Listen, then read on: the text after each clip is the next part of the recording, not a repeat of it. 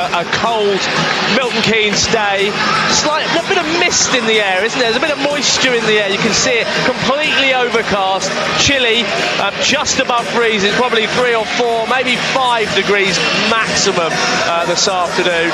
Pitch is starting to just look a little bit patchy and ropey in areas, but it promises to be a decent afternoon if MK Dons can get all 3 points. I suppose the only real disappointment from what happened on Sunday was that the conceding of that final goal. And I'm going to keep going on about it. Look, at the end of the season, if they start, it won't mean anything. I just want to see this side out of the relegation zone, and I think mentally that will be a huge thing. I'll get to Toby's opinion on that in a moment. But let's get the team news. One change for MK Dons then from the side that beat Portsmouth 3-1. Mason is replaced by Nombe. So the Dons will line up with Nichols in goal. It's a back four of Britton, Williams, Walsh and Lewington. Houghton will play at the defensive end of the diamond with Gilby at the tip, and then McGrandles and Kusumu in the middle. And then up front, Healey alongside Sam Nombe, who's getting a pat on the back and a G up from Dean Lewington out there. Looked good when he came on against Portsmouth, in all honesty. This afternoon's substitutes: Stuart Moore, Regan Poole, Bailey Cargill, Ben Reeves, Kieran Agard, Joe Mason, Hiram Boateng, and as far as Bristol Rovers this afternoon, they line up with Ansi Jacola in goal. It's a back three of Roland Menyesi, Tony Craig, Alfie Kilgore, the two defensive midfielders, former MK Dons player Ed Upson, played well at Bristol Rovers. I thought Ed was the usual Rolls Royce that he is. Abu Agogo, and then the wing backs, Alex Rodman on the right, Luke Leahy on the left. Liam Sercombe will play in that very central midfield role, spraying everything around defensively. Tom Nichols just behind former MK Dons Loney Johnson, Clark Harris. Their substitutes: Van Stapperhoff, Michael Kelly, Luke Russ, Carl Bennett, Tomlinson, Adeboyejo and Hargreaves. And Toby, it was slightly frustrated to concede that goal against Portsmouth, knowing that psychologically, and look, a lot of what they've been going through has been psychological. It would have been nice to start this game out of the relegation zone. Oh, it would have been massive, wouldn't it? And also with a clean sheet, because it's what the defence deserved. And you're right, I mean, at the end of the season, if MK Dons stay up, we're not going to be thinking about that goal, but at this moment in time it is a frustration. It would have been really nice to have come here on New Year's Day outside of the relegation zone, but they've got another chance to get out of it today. They have. That's the voice of Toby Locke from The Citizen here, the fine publication that is The Citizen. Thank you, sir. Pops through my door every Thursday, I think. Is it Thursday or Friday these days? And I'm on deadline today, so got to get everything out and sent at, there's going to be no talking to him later, I can tell you. As the head gets buried in all the pages. There will be a burying of head to get it sorted. Right, we're underway. MK Dons kicking with the cowshed to their backs as usual, or certainly if they 9 times out of 10 they'll do that. Here's Howson in orange boots. Dons supporters making some noise, not quite as many travelling supporters from Bristol as were from Portsmouth. Lewington keeping hold of the ball, just nicking it away from Joe Walsh and rolls it back to Jordan Houghton. Noticeably the Bristol Rovers players maybe not pushing and pressing as much as Portsmouth were, and MK Dons were able to build. Williams loses the ball, and Bristol Rovers will try and counter quite quickly. We'll see whether that's noticeable going throughout the game, but Portsmouth were very tight, weren't they? Yeah, they gave MK Dons absolutely, well, nothing, did they? Even with 2 men stood on the edge of penalty areas for goal kicks, it was a very high press that Portsmouth were playing, and almost played Dons into trouble, certainly for that first half an hour. I don't think Dons had really prepared for that sort of setup, but so far what we've seen is that Bristol Rovers almost inviting MK Dons to play. Yeah, that could be good news, although they won't really know what they're doing, actually being able to take the ball forward without being pressed. Here's George Williams. Good play from Dean Lewington, won the free kick eventually. Rodman was the player who fouled Lewington. Back it goes to Houghton. Houghton midway inside his own half, bringing the ball forward now, the furthest player back. Then it was Joe Walsh, and Joe Walsh will bring the ball forward. He's playing very deep, isn't he, Jordan Houghton? He's been the deepest player 3 or 4 occasions in this first 2 minutes. Yeah, I noticed that myself. Yeah, interesting. We'll keep an eye on that. Almost like the old Jordan Moore-Taylor role, isn't it? Yeah, very much so. Like he's the linchpin centre half, because Lewington and Callum Britton are very wide and very high. Have they gone to 3? I think they may have done, you know. Have they gone to 3 with Jordan Houghton as the centre-back? I wouldn't rule it. Certainly wouldn't rule it out. I mean, he played there plenty of times last season, didn't he? I mean, look where Lewington is. They've gone to 3, Toby. Yeah, I think you're right.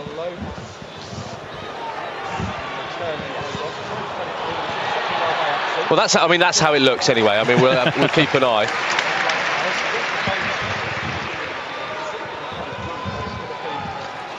Jordan Houghton. Well, now it's looking a little bit different. We'll keep an eye on that anyway. It doesn't make a huge amount of difference. I think it can be quite fluid if they can be. Well, yeah, as you say, I mean, it's set up for them to play either way, isn't it, really? Yeah. Here's Britton. Britton to Gilby. Gilby wants somebody to pass to and asked for Houghton to make himself available, and Houghton said, actually, no, I'm staying here. Probably reasons behind that. McGrandles forward. Gilby wins the ball back as McGrandles gave the ball away, and Gilby will roll it back to Williams. Nice 2 or 3 minutes of possession from MK Dons. Here's Walsh. Walsh with a short square pass to Lewington on the halfway line. Lewington goes back to Jordan Houghton. MK Army ringing out around Stadium MK. Good afternoon and Happy New Year, wherever you're listening to us on 104.5 FM and I Follow MK Dons. Up towards Healey. Healey, good control from him. Takes it towards the penalty area. Healey tries to get it across towards Nombe. Oh my goodness me! How on earth did was it Sam Nombe? How on earth did Sam Nombe not get a toe end on that? Wow, it's a terrific chance, and from relatively nothing as well. It was it didn't fill me with an awful lot of excitement. Did that pass to Rhys Healey on the right hand side of the penalty area, but he's managed to whip across the face of goal, and Nombe will have been within inches of that. Oh, so close, Sam Nombe.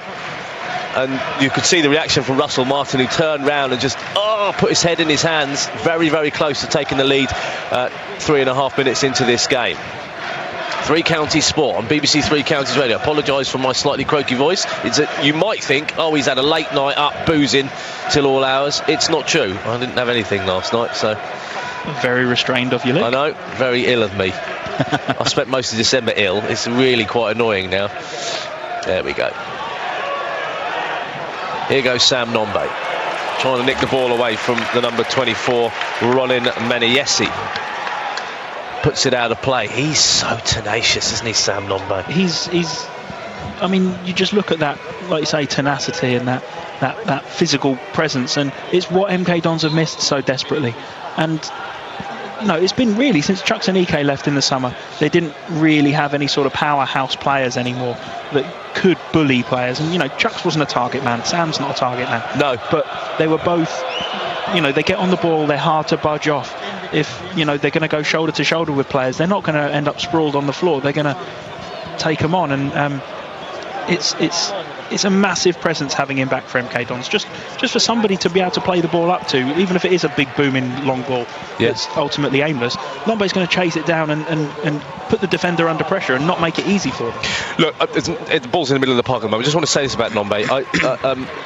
I say this as the long ball's played forward for Bristol Rovers. I say this with a certain amount of trepidation, and he's got a long way to go, but he has got all the attributes of a striker that could play at a higher level. Do you know what I mean by that? Absolutely, yeah. He just needs poise, balance, strength, tenacity, speed. But what he needs is to play men's football for a while, and that's what we haven't seen. We haven't seen. He hasn't had enough, has he? He hasn't had it. You're absolutely right. And there are obviously elements that he needs to add, and goals being one of them. He's only got 4 this season, and 3 of them came in cup competitions. So you want to see more of that from Sam, but this is really his first season playing the game at this level, and realistically, after pre-season, none of us expected to see Sam Nombe as a regular in the first team anyway.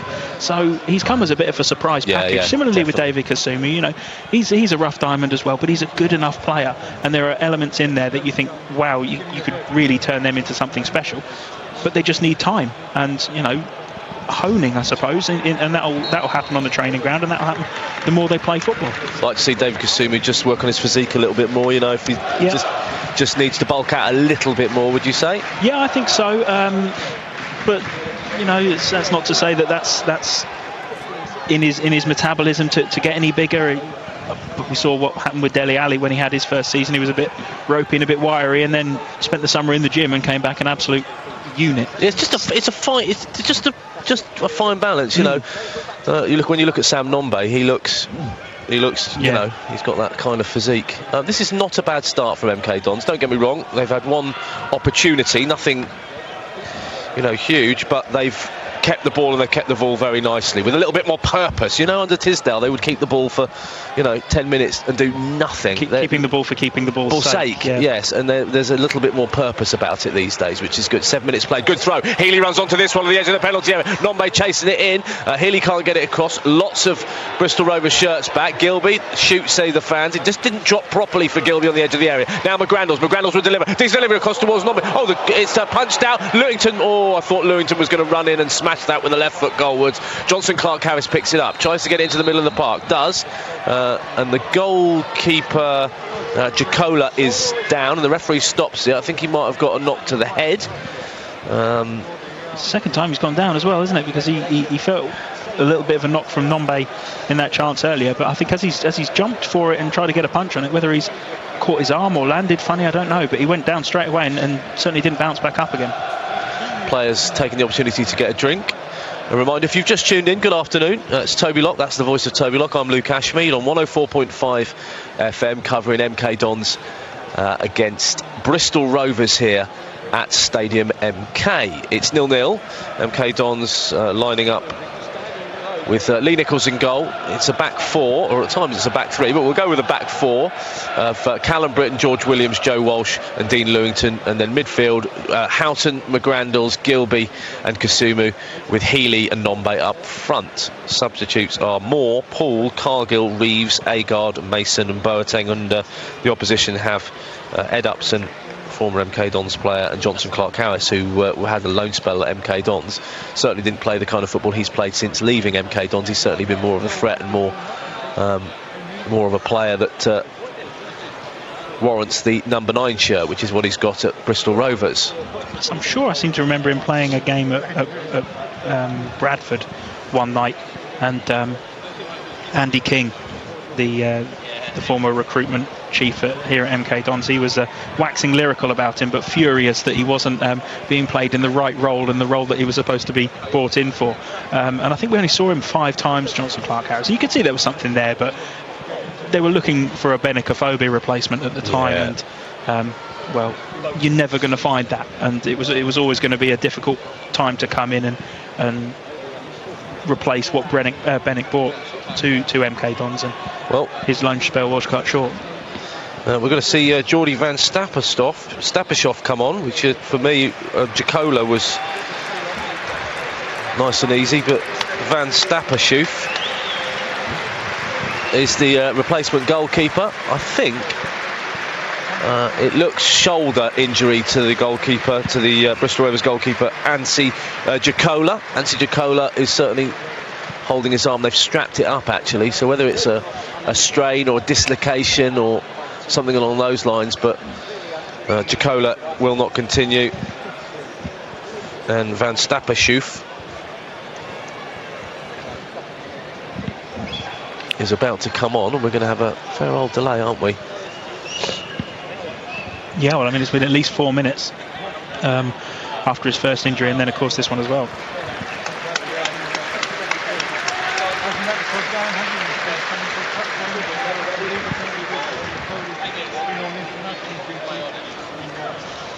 No warm-up time for the goalkeeper, and the referee is just waiting for the Bristol Rovers bench to get themselves sorted. A reminder, we're on 104.5 FM, but we've got other action this afternoon as well. Watford on 103.8 and digital radio this afternoon, after Luton's game was kicked off early and Luton lost this afternoon. The Hatters losing, and home fans just getting a bit annoyed at the length of time, and it has taken an age for Bristol Rovers to make the substitution. Van Stappershoff now comes on.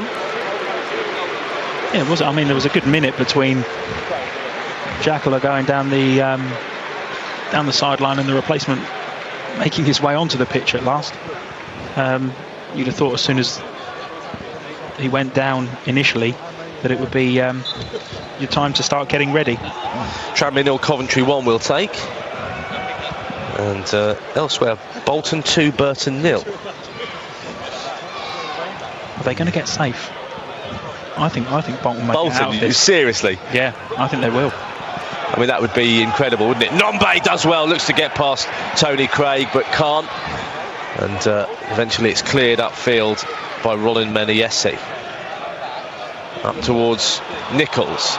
Challenged by, we got a little bit lucky there, did Nichols. Here's Johnson Clark-Harris. Johnson Clark-Harris, edge of the penalty area, tries to get it across. It's going to fall to a Bristol Rovers shot. Good save from Lee Nichols. Luke Leahy is the player who struck it goalwards, and Nichols instinctively went down and saved it with his right boot.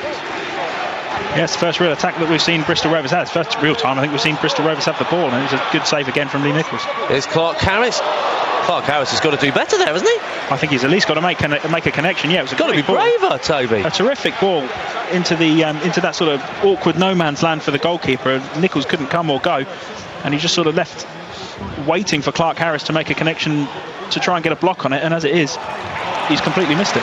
Here come MK Dons. Nombe over to Healey. Healey is offside. Yeah, good stop anyway from Van Stappershoff.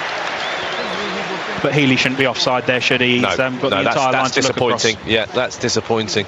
And that's so frustrating when strikers do that. You know, I mean, it's fundamental stuff that you're always taught as a kid. If you're on that, if you're the last man out wide, you should be looking straight across the line and knowing where everybody is. And he's just managed to stray. Premier League action. By the way, it was Millwall 3, Luton 1 a little bit earlier on. Apologies for not giving you that scoreline. I suddenly realised I said Luton had lost, but I didn't give you the scoreline. Millwall 3, Luton 1. In the Premier League full-time scores, Brighton 1, Chelsea 1, Burnley 1, Aston Villa 2.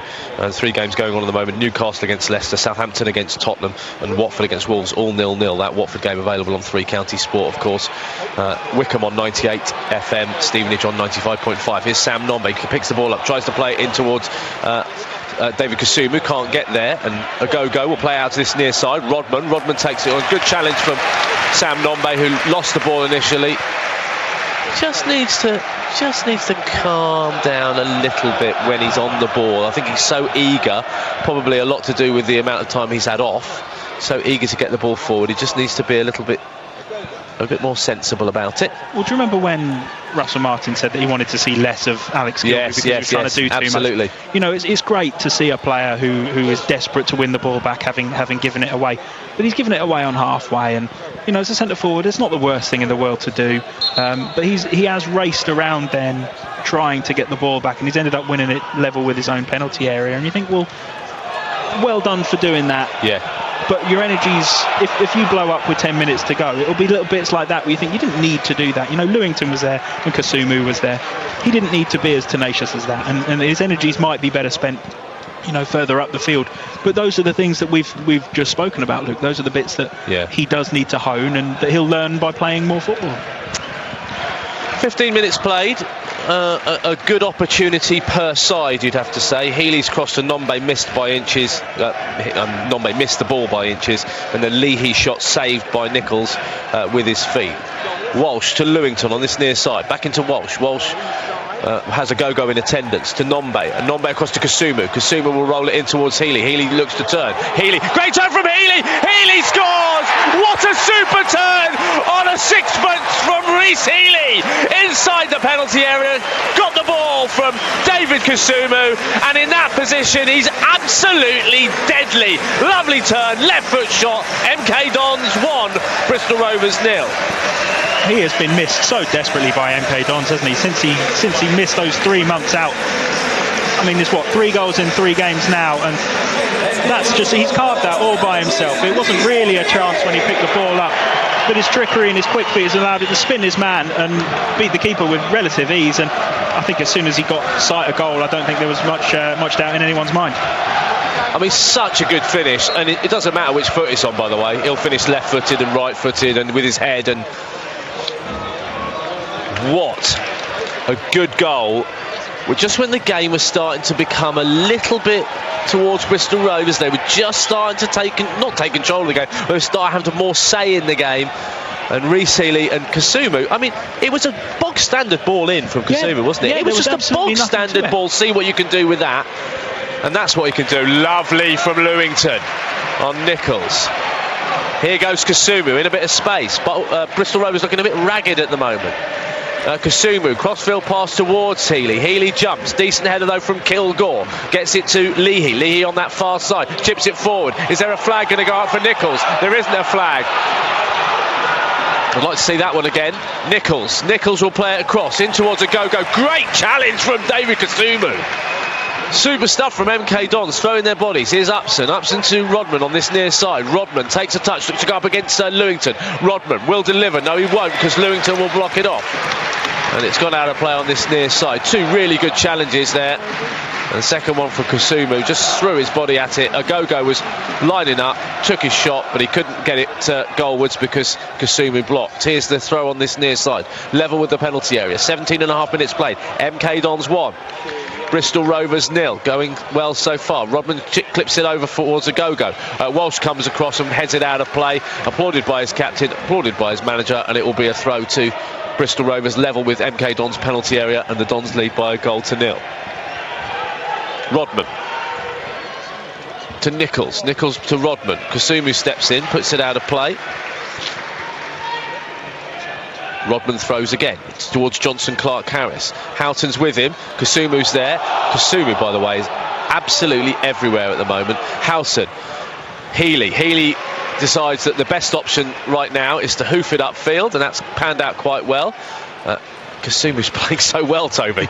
He was one of those players, I thought, on Sunday who was just everywhere and a part of everything, and just he was brilliant. It was one of the best games I think we've seen in an MK Dons shirt, and at the moment he's just brimming with confidence. And when you've got a player like that who's in a real purple patch, why not, let him get on the ball, let him get about it, and in that central midfield role, that's exactly where you want a player like that to be. And so far he's not afraid to get physical, he's not afraid to be on the ball, and that's great to see a young player like him have that level of confidence. absolutely that. And it's a little bit like when Nombe came back, was brought on for the first time, and we'd seen him a couple of times before, and it's like, not like that. And then all of a sudden, bang! Oh, who's this Nombe? This is a new Nombe. I do apologise for my voice, by the way, and the few times I'm sniffing, I'm trying not to. Here's Healey inside the area. Well, looks to go past his man. Was there a shout for a penalty? I think it would have been a very optimistic shout. Healey didn't shout, he just kind of fell over.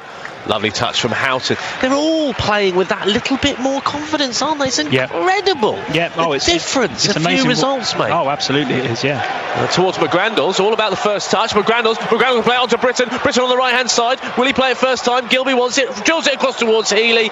Is it going to come out to Kasumu? It is. Kasumu with a shot. Talk about confidence. There was maybe a bit too much of that. For me, the weak link there was Britton. Got that all wrong. Took a touch, looked to get it across, and really should have maybe played it either first time or cut it back to Alex Gilby. I think actually that Conor McGrandles should have had a go himself. Right. Given the goal that he scored on Sunday, I think he was well placed there to have, and certainly well within his rights as well, to have had a go. I think the ball to Britain reduced the fact, or basically eliminated the option for Britain to have a dig. If it had been played it perhaps a little bit narrower, Britain could have come in from that corner of the penalty area rather than have to break in from the sideline of it, which only really left him with a cross to pull out. And he's gone for the cross into the 6-yard box when Gilby was wide open on the edge of the box. Here's Rodman in a good position. We'll play it low across. Walsh away. Kasumu. Calm as you like from David Kasumu up towards Sam Nombe. It's headed though nicely by Meniesse to Agogo. Here's Meniesse again, forward it goes.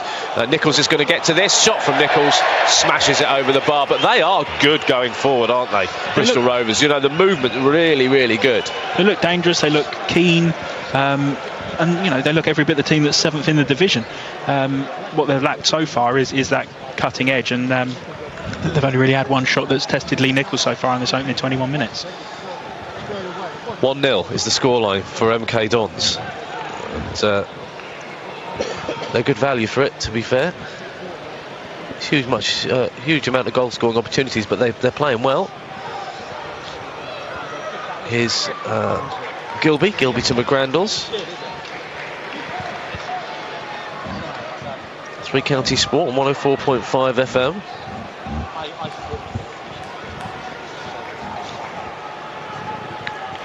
Hope some of you aren't suffering too much after a night of excess.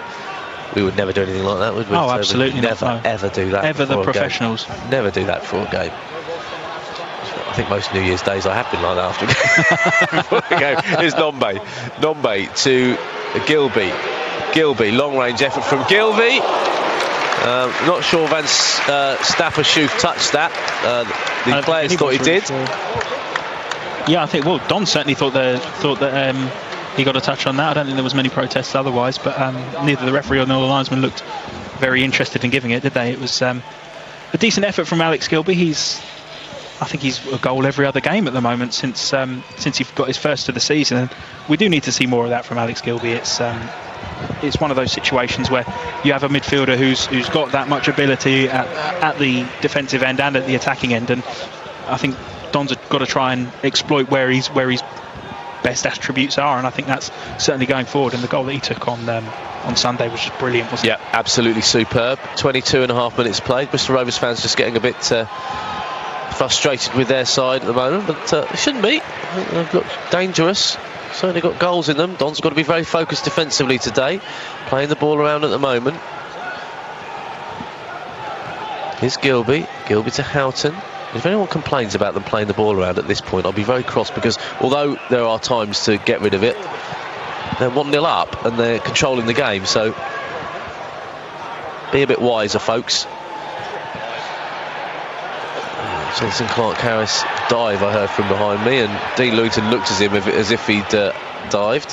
Here's McGrandles in the centre of the park, plays the ball forward for Healey. Can Healey get there? Yes, he can. He didn't keep it in play, Rhys Healey, unfortunately. Did all the hard work, didn't he? Yeah. And he put in a good shift there to get the ball on that right hand side, but it was a little bit over-egged. But all the same, if you made that much effort, I think you'd have fancied it just to try and keep the ball in. But you can see those little runs and those balls that you can play into those channels that for so long, under Paul Tisdale, he didn't have the option to do that, because he didn't have the likes of Joe Mason. He didn't have Rhys Healey. He didn't have Sam Nombe to make those runs. And you do have to wonder, don't you, how much of this turnaround has come as a result of Russell Martin's change of style, or how much of it has come as a result of having these three players all of a sudden fit again. And for me, I feel it's a culmination of the two. I think something obviously did have to change, because you've got to make do with what you've got, and Paul Tisdale couldn't do that. But now all of a sudden we're seeing these three players back, and everything seems rosy again. Jonathan Clark-Harris isn't happy. I think he wants a little bit more help going forward, but I think what's happened is they've kind of had to go more to a 4 at the back, because they're under so much pressure. It's really interesting to watch this game. We'll talk about that in a moment. Here's Britton being tugged and pulled all over the place. Callum Britton rolls the ball inside. Gilbey, can Gilbey get it across? Tries to get it across. Is it going to fall to Nombe? No, it's not. It's cleared. Houghton steps in. Can McGrandles keep that in play? And it's going to be a goal kick. Yeah, I think what's happened is where usually Alex Rodman would be giving a huge amount of support to the front men, including Abu Agogo. Abu Agogo's having to push back to cover the more central part, and Rodman is being forced back almost into a 4, which means that Jonson Clark-Harris, he's saying it to him now, he's saying, he's saying, well, I've got to go back, I'm under so much pressure. Well, that's it, with Kasumu and Healey and whatnot. Healey and McGrandles as well, who have all pushed much further forward because they've spotted those openings. Healey and Nombe have just swapped a little bit for a different challenge. Great stuff from Rhys Healey, and Jane my photographer gets a clout in the face. That'll make an interesting picture later. I hope she's professional enough to click at that point. She'll be dining out on that. She will. We will hear all about that. Yeah. Do you remember that time I got hit in the face? Again. Yes, I did, Jane. Yes, we laughed. Oh, I'm only kidding, Jane, if you ever hear this back. Oh, I'll tell her at half-time, don't you worry about that. I'm only kidding. Tranmere Coventry 2, we like that. That works well in the big scheme of things. Well, it certainly lifts Dons out, doesn't it? It does. Southampton are leading Tottenham by 1-0. Is it that man Danny Ings again? It is indeed Danny Ings. I wish I'd captained him today. If he's not in your fantasy team, everybody at home, then you've made a massive mistake. Well, my team last year was called Ing My Bell. Oh, nice. But I got halfway through the season and took him out because he wasn't playing. Anyway, lovely stuff from Joe Walsh. They're playing with a real swagger, MK Dons, a confidence. that only comes from good performance. Oh, that's nasty from Ed Upson on Conor McGrandles. Don't think it was intentional, but you never know with Ed, because he can be a little bit. But I can't see there's any reason why he would do that. He can be a tough cookie, can Ed Upson. He's calm and intelligent and, you know, a very gifted footballer, but he can stick his foot in if he has to. He's a master of the dark arts, isn't he?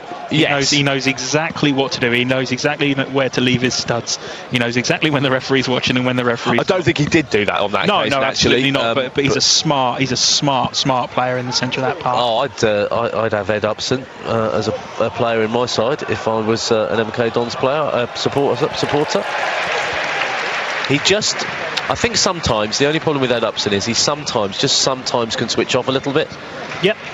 And sometimes, and I'm not saying he does, because I liked Ed a lot. I thought he was a good guy, a great interview, and a good player. I just think sometimes it appeared like he didn't care.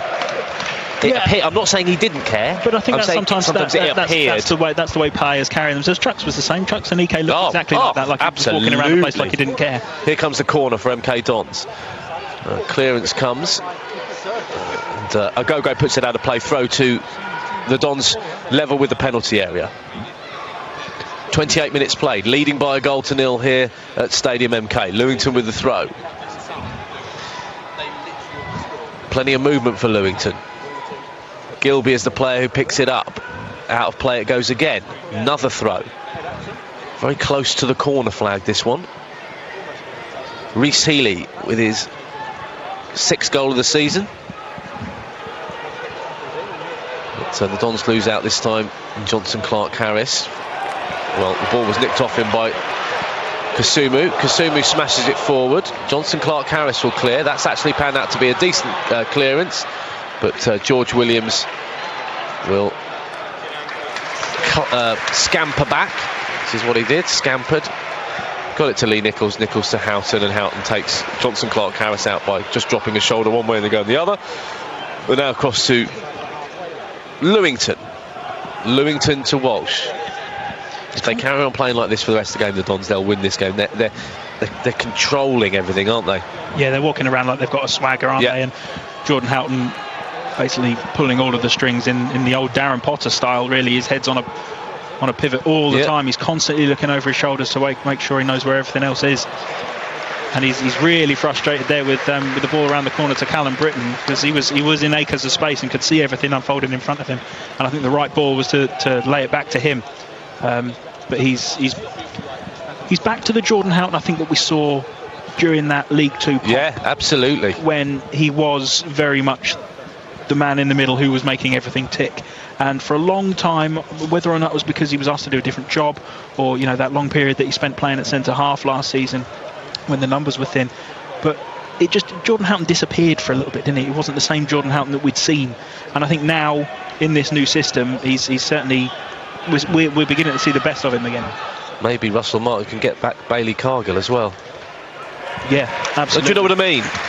Completely agree with you. It's not been the same since November, December time when he picked up that injury towards Christmas, and I think he was taken off at half time at Carlisle. Yeah. The whole game switched on its head when he went off, and we've not seen the same Bailey Cargill again. And it would be great to see him back, because we all know how good a player Bailey is. Oh, listen, when we first saw him in the League Two, and I grant you it was League Two, in League Two season, when he first signed, I just thought, wow. Yeah. Wow, he was arguably the player of the season at the point that he picked up the injury. Absolutely, I think it was a game here against Grimsby. It was a 1-1 draw, and I think it was his first game, and there hadn't really been much fanfare, there hadn't really been much excitement for, MK Dons have signed another centre-half, he's come from Bournemouth. But when he played in that game, and he just went romping forwards, and everyone went, oh, hello, he looks a bit of a handy player, and from there he just grew and grew. But like I say, when he picked up that injury, he just disappeared. Dons are so sharp on everything. Nombe just ran 30 yards to nick the ball off a go-go. It's with Gilby. Gilby back to Nombe. Nombe on the edge of the penalty area. What can Sam Nombe do here? Nombe across to Houghton. Houghton towards the edge of the D's, covering some ground at the moment. Here's Britton. Callum Britton. Britton inside the area, being covered quite well. Britton will hit the ball goalwards, but it's will certainly try to cross it. It's hit the number 11 and come back to McGrandles now. Britton. Britton forward to Healey. Healey on that right-hand side. Wants to get it across. There are players waiting in the middle. Good defending though from Bristol Rovers. McGrandles inside to Healey. Lovely football from MK Dons. Into Britton. Britton inside the penalty area. Can he lay it off or have a shot himself? Plays it back. Houghton with the effort. Hits a go-go. Beautiful stuff over on that far side from MK Dons. Here's Sam Nombe. Really need to be a bit better in that final pass or that final shot. Here's Gilby. Good challenge. That from Tony Craig. Out of play corner. They're running this show, aren't they? They really are. MK Dons totally in control. But what they really need is a second goal to really hammer home the point, because going in at the break 1-0 up against a side like Bristol Rovers, who are dangerous on the road, who are, sat in 7th place in the division, we can't take that out of this element that we're seeing in front of us. But they do need a second to really, make sure. Corner coming from McGrandles. Across it goes. Header away by Johnson Clark Harris. 1-0 to MK Dons. Callum Britton must be one of the most frustrating footballers to manage, in this team, because he's clearly one of the most gifted. I mean, sometimes he does things that I just think, wow, he's so good, and then sometimes he just makes the wrong decision and he doesn't have the energy that you want from him, and he must be so frustrating. As the ball's floated towards Van Stapperschoof, and there was a few oohs because it hit the top of the net. Yeah, Kasumu's tried to. I don't know whether or not he's intentionally tried to lob the goalkeeper. Probably. Yeah, probably. Possibly. Given the level of confidence the lad's got at the moment, why not? After seeing Alex Gilby do it at the weekend, why not chance your arm? But it's just the other side of the crossbar. It's a good finish that, wasn't it, from Gilby? Oh, terrific! Yeah. Southampton 1, Tottenham 0. Watford 1, Wolves 0 on 103.8 and. Digital radio. Gerard Delafeu has scored. He's been a different player under Pearson. He might have to get back in the fantasy team as well. Different player. AFC Wimbledon 1, Southend 0. We didn't want that. Bolton 2, Burton 2. They were 2-0 up. Fleetwood 1, Sunderland 0. Lincoln 0, Peterborough 1. 1-0 here. Rotherham are beating Blackpool by a goal to 0. Tranmere 0, Coventry 2. But courtesy of that Tranmere result, MK Dons are out. Good challenge from Jordan Houghton. I think so far it's been one of the most kind of complete performances from MK Dons, certainly the first 30 minutes. Yeah, they look very comfortable in their own skin again, don't they? They look like they've got the they know what they're doing, don't they? They know what they're doing. They know what they're doing. They're very happy. As it stands, actually, Luke, they jump above Rochdale as well. MK Dons sit 19th. Oh, that's it. Season over. Thank you very much. Start the car. Pop the champagne. We'll take that. I'll take 19th. Yeah, very much so. With a huge amount of confidence that strengthening in the summer, Russell Martin could go on and do a very good job in League One next season. Who knows? We may have a season with a couple of games against Luton. That'd be interesting. It would be interesting. It's a tough one, isn't it? The MK Dons Luton rivalry, because they've barely really crossed paths down the years, and it's just geographical hatred seemingly. Certainly more so from one quarter than the other. But I don't know. I think there needs to be games between the sides to sort of really feel out where the animosity lies, and whether or not it could be a good rivalry, because it could be a great one. I think it has the potential to be second as far as rivalry. I think there's more animosity from Luton as a club, certainly from the chairman down to the fans to Milton Keynes Dons. I don't think Milton Keynes Dons fans care that much. Their reaction has been more about the fact that Luton have been so outspoken. Yes. Challenge going on Nichols, and it'll be a free kick. I think it has the potential to be AFC Wimbledon-esque. That's how. I do too, and particularly while they're at Kenilworth Road, I think they may end up. If it really does start to ramp up, could we see, similar sort of scenes that we've seen between those two sides before? But again, is it all one way? Is it purely the fact that Don's slightly the beginnings of the club, and that's really why everyone's back up? Everyone's back has been put up at Luton. I think we'll leave that conversation for another day. Brilliant header, defensive header, that one. I think was it Healey? I think it may have been, you know. Yeah. Healey just came in and headed it back straight into the arms of Lee Nichols. Of course, he meant that. Yeah, I mean, it's a great header as well, wasn't it? I mean, it got low. It's definitely a centre forwards header. Look at that ball for Healey. Lovely ball from the far side. Here's Lewington. Challenge from Agogo, and Agogo got caught. Lewington got caught on his shin. I'm not sure he did. It's just I think Lewington was aware the angle was quite good and he'd make the most of it. Yeah, very much so. Very much so. It was. I think that may be revenge for what we saw Lewington do probably about 30 seconds earlier to give away that free kick. But he has given the free kick at least. Rather than I thought he'd given the throw in. But no, he's given the free kick. Well, that's all that's going to happen. Lewington to Kasumu. Kasumu now with Agogo hot on his heels.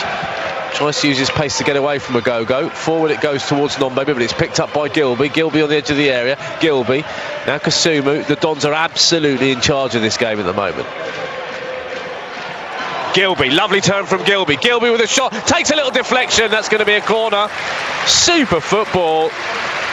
Gilby got away from Ed Upson. I would imagine the Bristol Rovers fans and management will think far too easily. Turn, his shot, took a little deflection out for a corner. It's all one-way traffic, isn't it? I really can't see that Bristol Rovers are going to be going in at half-time thinking that they've enjoyed a first half. They'll probably be lucky to thinking that they're quite lucky coming in just a goal behind. Got to turn these kind of performances, these kind of chances, these kind of the movement and momentum from these kind of games into 3 points, into goals. Here's the corner from the far side. Lewington will take it, left-footed, header away was a decent one, only as far as Gilby. Gilby's first touch was dreadful. The visitors have a chance to break. Plenty of white shirts trying to check back and make sure they're defensively sound. Bristol Rovers do play it upfield towards Johnson Clark-Harris, headed forward. Nichols chasing down Williams. Williams got that all wrong, George Williams. Nichols now inside the penalty area, tries to chip it across. McGrannles is there, Clark-Harris is there, and George Williams will count himself very, very lucky. That was a bit of a horror show from Williams. Well, I don't really know what he's tried to do. I have no idea what he was trying to do. He's tried to step over, or he's just tried to roll his studs over the ball. I don't know, but as it is, he's stepped on it, tripped over, and given Nichols. It was quite how Nichols hasn't just had a go. It was hideous, wasn't it? I don't know. It really was. That's a massive let-off. That is a let-off. Gillingham 0, Portsmouth 1. Rotherham 1, Blackpool 1. Tranmere 1, Coventry 2. Plenty of goals going in League One this afternoon. One of our other featured games, Stevenage drawing 0-0 with Northampton, and like I said, Watford leading by a goal to 0 against Wolves. Gerard Delafeu with that goal. Earlier today, Millwall 3, Luton 1. Luton in big trouble in the Championship. We are 5 minutes from the break. There'll be probably 3, if not 4 minutes added time at the end of this first half. And, because of that injury and subsequent change for the goalkeeper, Jacola replaced by Van Stappershoef. Joe Walsh has the ball for the Dons.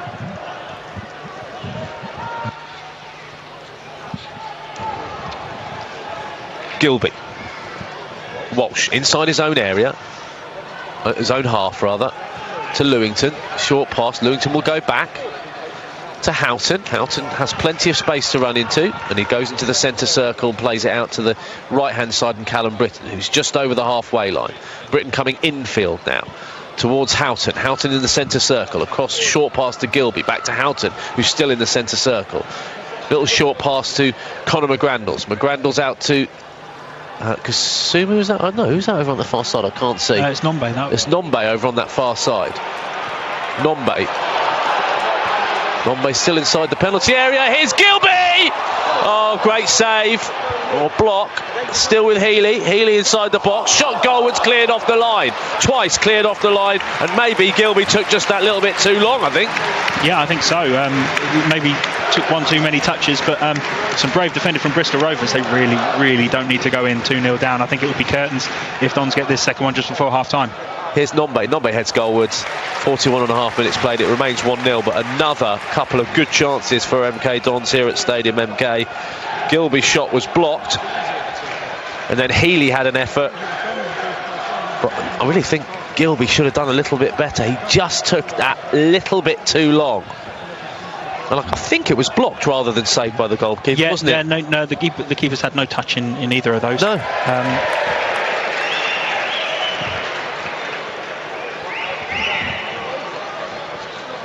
I think it was actually Agogo who blocked Gilby's shot.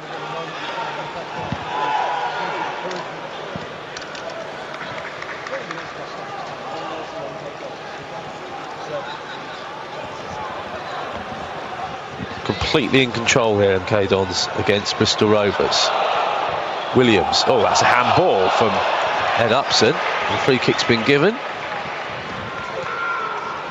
Taken quickly. Britton now running forward, looking purposeful.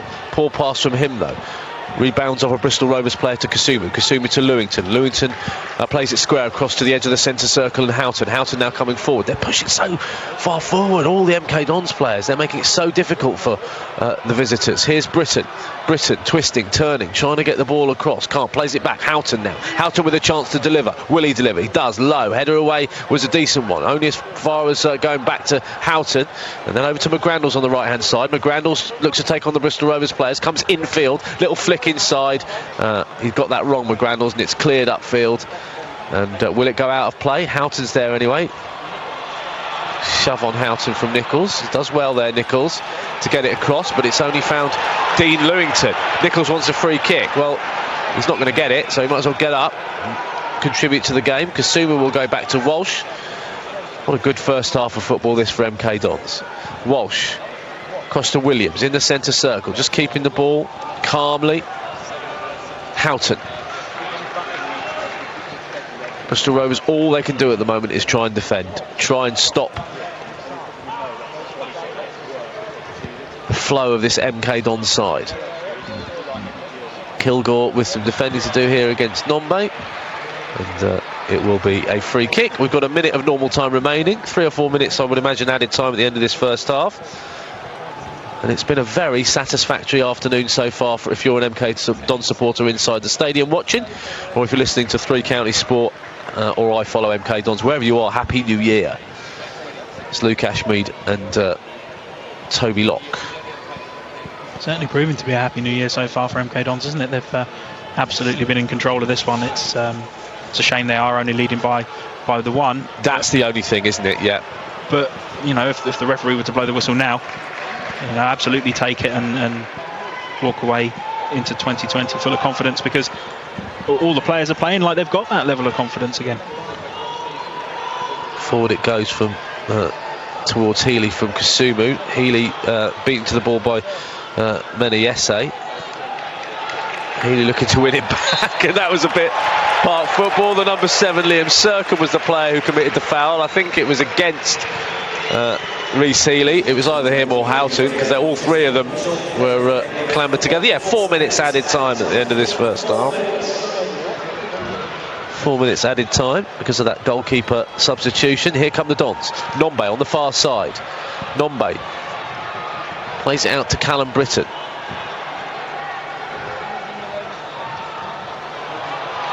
Britton not having the best of games, I have to say. It's probably the weak link at the moment for MK Dons. Just not quite getting everything right, but we know what a good player he is. Sercombe. Upson. Kilgore. Bristol Rovers, all they can do at the moment is just try and defend. They cannot keep hold of the ball. Lovely little flick from Nombe. Nombe to Gilby. Gilby inside the box. Gilby shoots goalwards. Comes off a Bristol Rovers player. And I would imagine that Ben Garner is desperate to get his side in, because they have been absolutely dominated by MK Dons. They can't even get out of their own half. They've been run ragged, haven't they? And you know, for a long period in the build-up with the last corner, actually, there was no MK Dons player in their own half other than Lee Nichols. That's how high pressed they were. And at the moment, we've got Callum Britton as the last man back, and he's stood on the edge of the centre circle in the Bristol Rovers half. Here comes the corner from Dean Lewington. Can they get second before the break? Lewington across. Oh, that almost fell onto the head of Jordan Houghton. Just the slightest of touches from Van Stopperhoef, and it's cleared upfield. Britton forward, out of play. Throw into Bristol Rovers.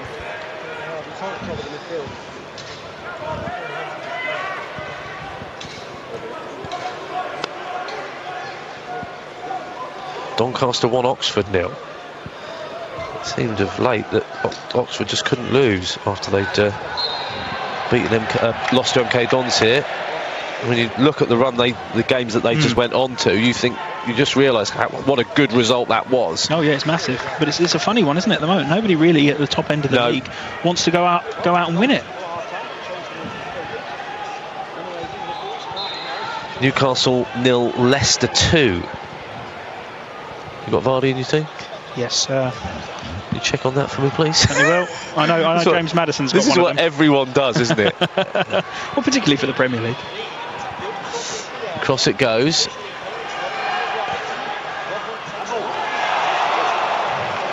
Rodman hits Healey in towards Nichols. It is going to be cleared.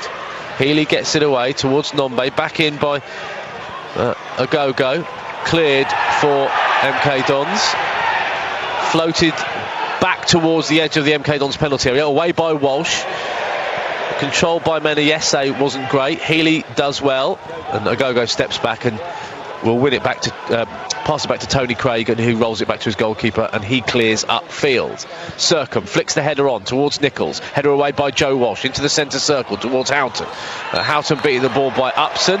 Upson just putting his body around, and that was unnecessary from Ed a little there, bit, yeah. He's clobbered Jordan Houghton to the ground. The whistle's gone, and then he's taken another swipe at Connor Grandals. Yeah. It was clear that the referee's whistle had gone. I mean, he was stood right next to it. We could hear it from best part of 30 yards away. He's going to go and have a word with Ed Upson now. Yeah, keep an eye on that. I think what Ed Upson is trying to do is say to his teammates, "Come on, get into the game. Let's get after them a little bit." I think that's what he's trying to do, and he's probably right. But they've just been outclassed in this first half, Bristol Rovers, by MK Dons. And you can see Johnson Clark-Harris is showing his frustration again. Well, listen to that. Isn't that nice to hear here at Stadium MK? An overwhelming round of applause from all the MK Dons supporters. We'll get more reaction to this in the second half. We'll talk a little bit more with Toby, but because we're running a little bit late here, 4 minutes added time, we'll finish there. But so far so good. What a good half of football for the Dons. Probably one of the most complete this season. Half time, MK Dons 1, Bristol Rovers 0.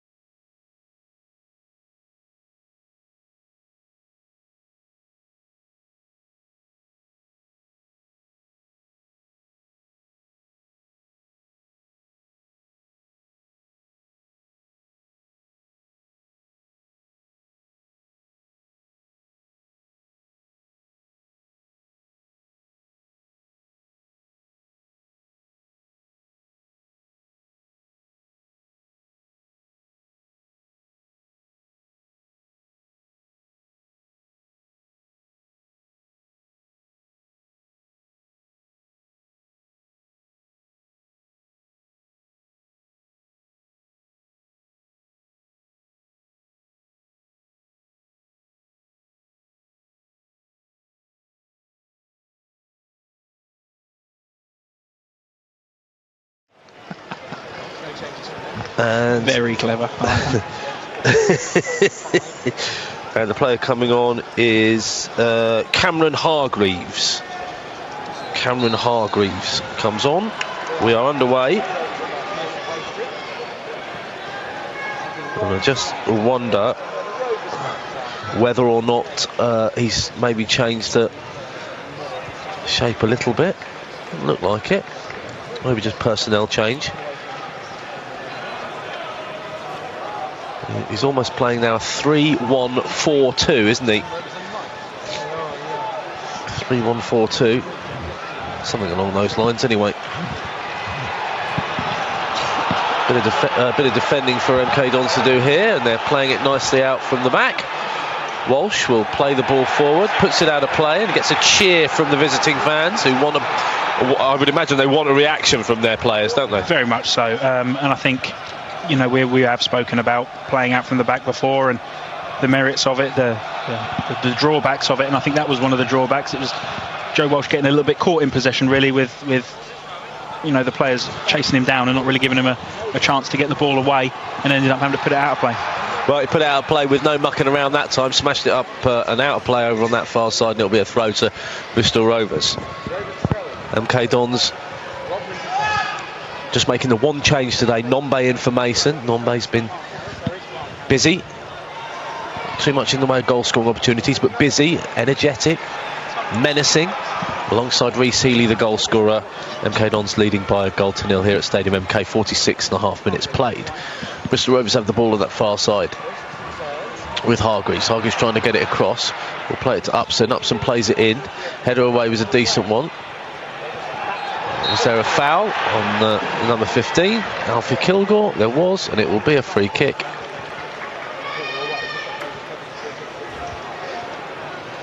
Referee having a little word with Rhys Healey, but the free kick's going to be given. No issues there. I think he was having a little word with him just because he's kicked the ball away after the whistle had gone, but you know, it's not the worst crime he's going to commit. It's not.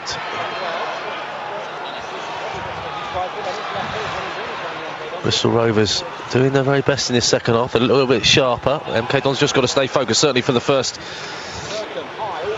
part of this second half. Nombe gets it away, only as far as Craig. Craig heads it, puts it back in. Nichols is going to come. Britton just allows the ball to run past him, shepherds it away from Nichols, and allows it to get to Nichols.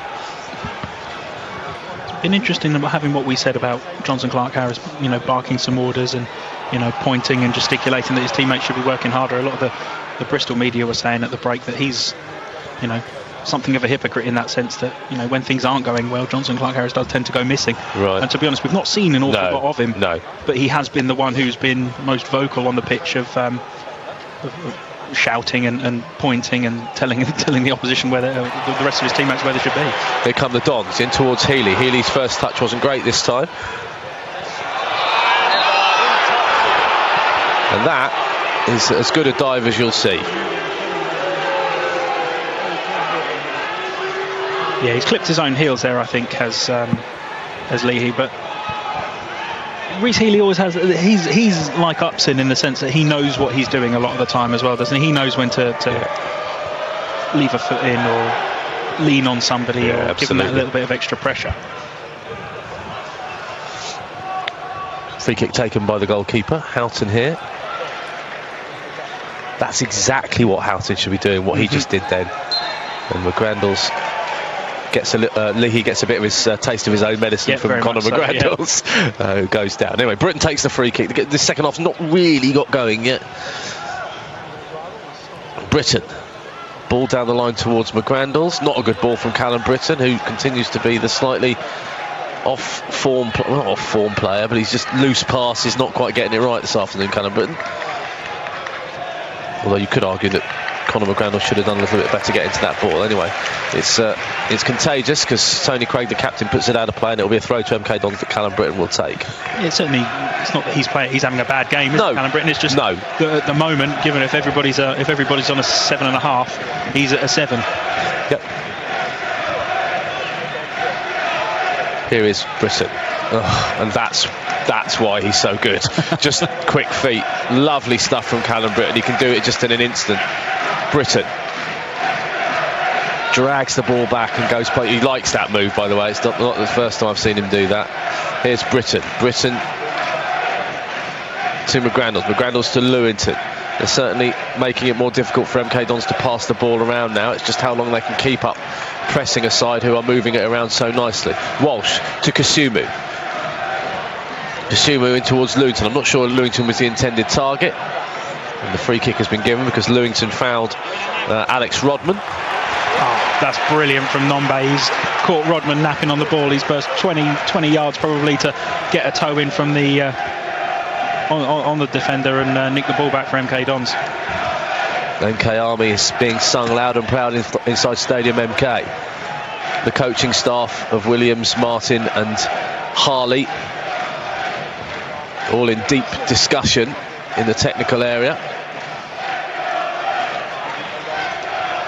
Forward it goes from Houghton to Gilby. Gilby might try a shot. Gilby does try a shot, and Van Stapperhoof, well, saved it in the most unusual way. He just knelt down. I don't think I've ever seen that before. He knelt down, it hit the book. I mean, it was very effective, don't get me wrong, but a very odd way of saving the ball. You have to kind of see it on the highlights if they show it, just to work out what I'm talking about. But anyway, it was very effective. Gilby to Nombe. It was a good shot from Gilby. Nombe now. Nombe coming forward for MK Dons. Nombe plays the ball down the line for Kasumu. Can Kasumu get there? No, is the answer to that question. No. Couldn't quite get there. Nombe, lovely idea from Nombe, hit with a bit too much pace, and the attendance here at Stadium MK is 8,236. Had some good attendances, haven't they, over this Christmas period? Yeah, not bad at all, considering there's a lot of money being spent. Strange to think that the Christmas period's already over, though, isn't it? Thank goodness. This is now the busy Christmas period of festive football that we always put so much emphasis on and say that it's a lot of games in quick succession, and then all of a sudden, in the blink of an eye, it's all over. We've seen 4 games in feels like about 2 weeks, and it's all done and dusted for another year. I did like there's a post going around that says I'll talk about that in a moment. Here's Liam Sercombe towards the edge of the area. Sercombe will try a shot, smashes it against George Williams, who had his arms purposefully because he could see what was coming behind his back. Ball played forward, header away for MK Dons by Callum Britton. Conor McGrandles was tripped as he went down, as he ran away. And Luke Leahy, it's not so nice when it's done to you, is it, Luke? The post that says, it's only a few months until Pancake Day and they're selling eggs and flour and milk already, which I thought was quite nice. I haven't quite seen the Easter eggs out yet. That's when they're coming, mate. Yeah. It's not quite the Lion King circle of life, but it is the circle of consumer Very much life, so, isn't it? Yeah. The one that always bugs me is the back to school stuff, when the kids haven't even broken up from school yet and you're already forcing it down their throats of like, you've got to go back to school in about 6 weeks' time. Yeah, not fair. It's not fair at all. Although I quite like when my kids go back to school.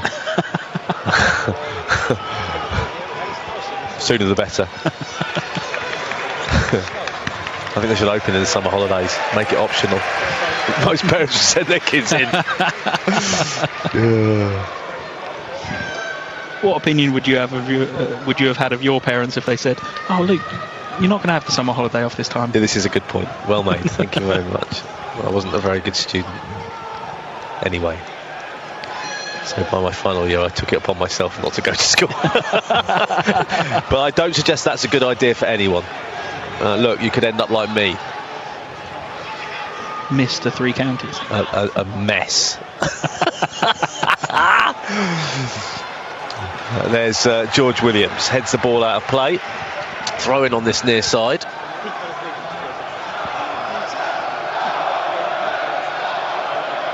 Here's Sercombe. Sercombe just chips the ball forward. They're just being a bit niggly at the moment, Bristol Rovers. Britton down the line for McGrandles. They're tiring as well, aren't they, the visitors? Yes. Towards Nombe. Header away was a decent one, from Menayese. It was always going to be asking a lot, wasn't it, for Bristol Rovers to keep up that level of pressing, considering how well MK Dons were moving in that first well, certainly in the first half, and what we've seen in the first 10 minutes of this second half. And as you say, they are beginning to tire, and it's looking like that press isn't going to be quite as high as it was at the start of the half. Bristol Rovers with some defending to do. I really would like to see that second goal. I'd relax a little bit more with that second goal. Ooh, Joe Walsh with quite a high boot going in there, I have to say.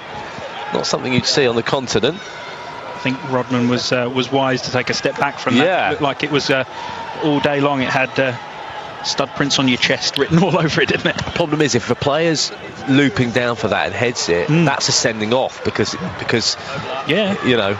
Anyway, Johnson Clark-Harris looks to go past Britton. McGrandles comes across and helps him out. McGrandles caught by Johnson Clark-Harris, and it'll be a free kick for MK Dons, who are savvy and playing the game.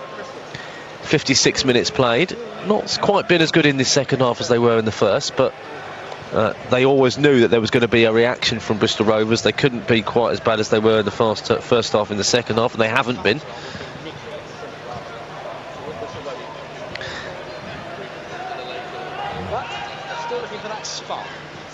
Nichols with this free kick inside his own penalty area. Nichols, right-footed, over the halfway line it goes. Nombe jumps, beaten to the ball by Tony Craig. Craig's clear, just a looping ball upfield towards Johnson Clark-Harris. McGrandles jumps, doesn't get anywhere near it. Here's Leahy. Leahy puts the ball down the line. Lovely control from Callum Britton. Super control. And then gets it all wrong. Loses the ball to Leahy, and Leahy plays it to Nichols. Forward it goes to Johnson Clark-Harris. Clark-Harris has Leahy behind him. Will he play it to him? No. He roll it back to Circum. Circum on the edge of the area. He can hit up a good ball, can Circum. They've got to be careful of that. Leahy in towards Johnson Clark-Harris. Leahy again. McGrandles going with him. And Leahy goes down. It's going to be a goal kick. Absolutely the right decision. Never, ever, ever in a month of Sundays was that a penalty. But he's gone down looking for that. And as a referee, surely you'd be looking at that as simulation, because there's nothing that McGrandles has done wrong there. He's nipped in front of him to shepherd the ball, and for some reason he's got thrown himself to the deck. It's a strange one. And if referees do want to clamp down on diving and all this sort of thing and simulation and what have you, he's got to go and have a word with him about that, because that's as clear as day. And there's no way that McGrandles would have got anything on it. Here's Healey from Gilby. Gilby continuing to run. They're just getting a bit outnumbered there, MK Dons. They couldn't shift the ball away, and they're just getting pushed further and further back. And I'd like to see Russell Martins and the players kind of address that, Toby. Yeah, they're becoming less of an attacking force, aren't they? Yeah, they're certainly not as on the front foot as they were in that first half. And, you know, we've seen plenty of teams come to Stadium MK and have their periods of play. And we saw Portsmouth have a long spell in the second half on Sunday where they looked the team in control. But at the moment, they're not really causing an awful lot of problems. But, you know, one goal we've seen be one of certainly the most fragile of leads in the past, and given their way, their performance in that first spell, you'd want Dons to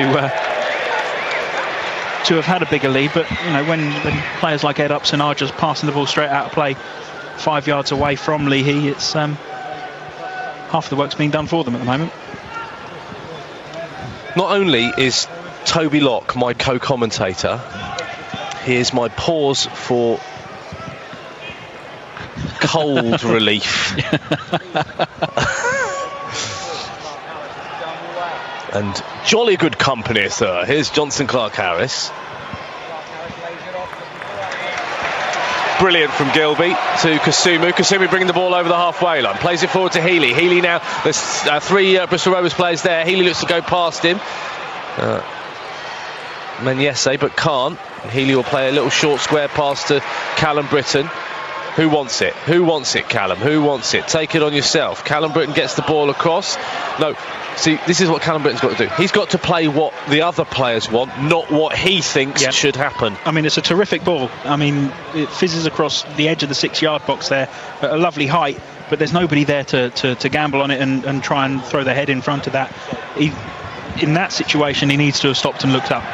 But there was that desperation from him to just zip the ball into the danger area, and it's gone out of play on the far side for Bristol Rovers throw.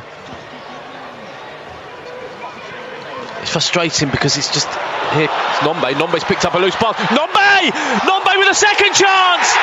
Well, that was all about Sam Nombe's strength, speed, ability to spot a mistake. The initial mistake from the Bristol Rovers defenders. Sam Nombe pounced on it, struck the shot goalward, saved by Stapperhoof. And as he parried away, Sam Nombe stepped up and got his goal for the afternoon and made it MK Dons 2, Bristol Rovers 0. All about his persistence again, wasn't it? He never gave up on that ball. He stuck a foot in, he nipped it off the defender, and it's that second goal that MK Dons have been desperate for in that first 45 minutes. Now they're in total control, and well, to be honest, the goalkeeper has not really done an awful lot in this game, has he, Van Staverhoff? But he made that weird unorthodox save with his knees, and he really needed to have done better with that first shot from Sam Nombe. I mean, somehow he's managed to let it wheedle between his legs and allow the striker to have a second bite at it, and it was all a bit too easy. Big goal that. Big goal that, you know.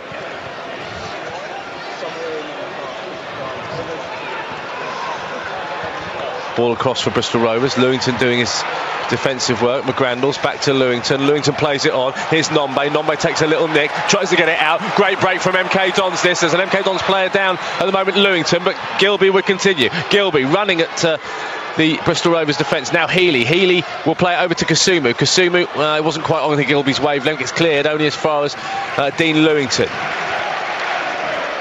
What a difference in this side to a month or two ago.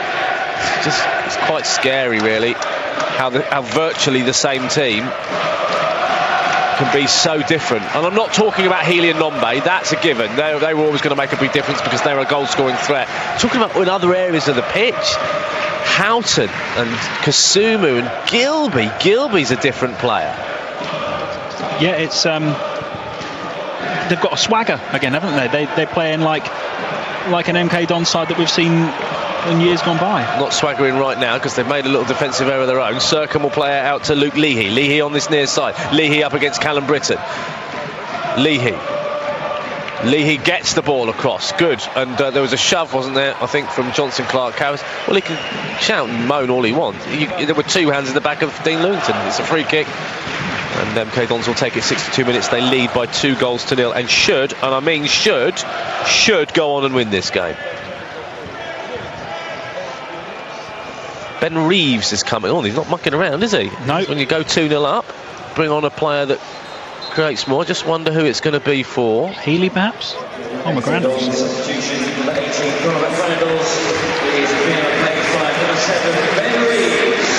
Not a bad choice, that. Maybe what he sees is that they can actually exploit. They're so fragile defensively, they can exploit that a little bit more. Kasumu will, yeah, I thought so. Kasumu will go over onto the other side of that diamond, and actually, I'd Ben's to drop Gilby back. Yeah, that's exactly into that left-hand side and allow Reeves to be the guy. Reeves is go through the middle. Is the number 10, as it were.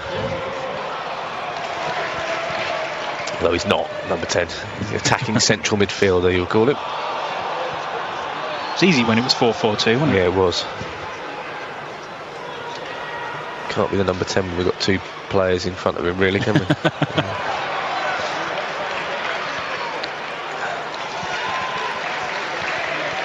Here's Houghton. Houghton to Williams. Gilby looking for Nombe to just get the right side of the defender. Menayese will clear, left-footed upfield. Little flicked header from Johnson Clark-Harris.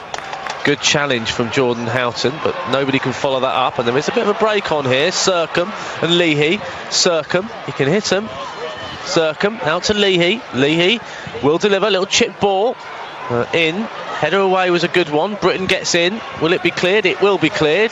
Who by? Well, who do you think? Jordan Houghton smashes it away. Yeah, Houghton, Kasumu and Gilby have been brilliant today, those three. Especially just stood out for me. Houghton, Gilby and Kasumu. Here's Healey. Now Houghton. They just look so calm, don't they, at the moment now, every time they're on the ball, particularly with the second goal. It's just they can play at their pace, they can control things again, and almost invite Bristol Rovers onto them. And Russell Martin's told us plenty of times he prefers it when teams come onto them and, you know, offer them, you know, that chance of being able to play over the top. And with the pace that they've got on it at the moment, they're just inviting Bristol Rovers to come near them, and as soon as they do, they just find those little pockets of space in behind. Now, Joe Mason is getting some instructions. I wonder whether he'll bring Joe Mason on for Reece Healey. I think he will. Reece Healey is puffing and blowing a little bit, in all honesty. And that really is then truly kind of rotating the strikers, isn't it? Because Healey's probably played the last couple of games more than Nombe. Reeves to Nombe. Nombe still looks very energetic. A little bit younger than Healey as well. Healey certainly looks like he has run himself into the ground this afternoon. Got his goal, and I think Joe Mason will come on in 10 minutes or so. And he's another one, isn't he, Joe Mason? You know, we talk about making sure that Reece Healey, you know, plays an hour here and gets half an hour here, and same with Sam Nombe as they come back from injury. Joe Mason never really had that in terms of, because he was the first guy back, so much was reliant on him to come back in and be the lead centre forward, and he wasn't afforded the chance to have a game off, so to speak. And I think by letting him sit out the side today might make him a lot stronger for the next few weeks, because, you know, there's not a game coming up on Saturday. They aren't in action again for another week, and it just gives everybody that little bit of chance to refresh. And going to that Newport game, yeah, absolutely, all of a sudden you've got 3 centre forwards, well, 4 with Kieran Agard, 5 with Jordan Barry, who we've not seen for several weeks, who are all foul, very fit. Sorry, Toby, didn't mean to interrupt. Foul on Reece Healey on the edge of the penalty area. Tell you what, that wasn't a million miles away either. No, absolutely, it wasn't. Right on the white paint for me. Well, he's putting it there, but that's... It definitely wasn't there, was it? I mean, the cut in the turf is on the edge of the box. I suppose maybe this one gives Reeves a bit more of a chance to get up and over. That's not where the free kick was given, though. That's not where the foul was made. But yes, I'll give you that. I think they're probably more pleased with that. I wouldn't put it past Ben Reeves going for goal, you know. I really wouldn't. I hope the goalkeeper's done his homework, because there's a big gap on that right-hand side as we're looking. Here's Reeves. He could go for goal. Reeves, left-footed. He does go for goal! Oh, it's a great effort from Ben Reeves. The opposite side to where I thought he was going to go. And I think the opposite side to where the keeper thought he was going to go, because there was this big gap that I think he was saying to Ben Reeves, go on, hit it there. He moved slightly towards that and then had to shift back, because it was almost played top far corner. And had it been a little bit further over, it'd have probably beaten Van Stappenhoef. Really good effort from Ben Reeves. He's gone across to take the corner. He does take the corner. Plenty of blue shirts to get it away, though. Header back in from Alex Gilby. Cleared from Johnson Clark-Harris, not once, not twice. He will get the opportunity. Does well, Clark-Harris. Just smashes it forward for Nichols to run after. I think there's going to be a free kick, because there was no advantage. And that was the foul on Johnson Clark-Harris. Yeah, it was just a few hands in the chest there, wasn't it, to try and haul him back from making that counter-attack. But I'm surprised the keeper didn't go with it with his knees, given some of his previous exploits in this game. I just want everyone to see that. Have you ever seen that? No, it's up there with the René Higuita. Oh, yes. This is dangerous. Circum with the shot over the bar. I mean, it probably wasn't quite as spectacular as the René Higuita scorpion kick from way back. I'll never forget that. It was incredible, that was. But it was equally as weird and unorthodox, wasn't it? To just drop straight to his knees to keep the ball out was just a... The thing is, it could have gone anywhere. Oh, absolutely it could have. Absolutely it could have. And I don't think any goalkeeper coach in the country, I mean, maybe even the world, would have told him that that's the orthodox way to have gone about it.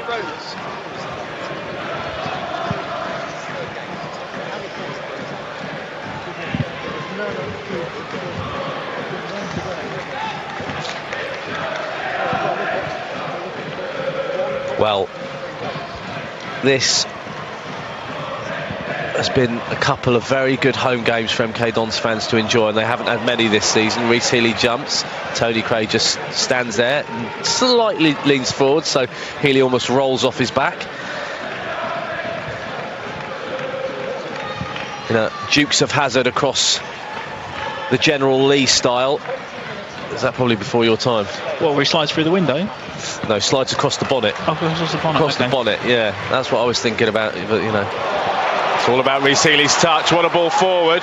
Rhys Healey's touch means he has the opportunity. Kasumu's coming in. Still Healey. Kasumu! Oh, he hit it to the only place that he couldn't score. And that was Luke Leahy. Kasumu has to score.